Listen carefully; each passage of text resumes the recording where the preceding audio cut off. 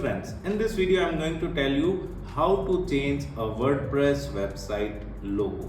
As you can see right now I am into my WordPress admin dashboard, and here in the left side toolbar we are having an option of appearance. You just need to move your cursor over the appearance and a menu will appear in front of you having an option of customize. You just need to click on customize.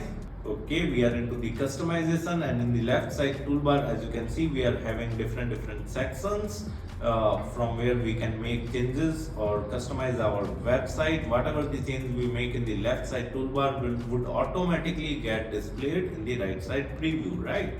So we just need to add a logo, right, on a WordPress website.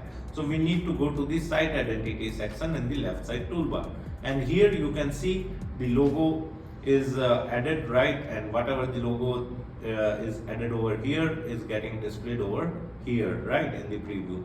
So you can simply change the logo, you can simply remove the logo, or you can, so I have simply removed the logo and click on select logo, and whatever the logo you want to add you can simply select it from the media library, else you can also upload it from your system, right?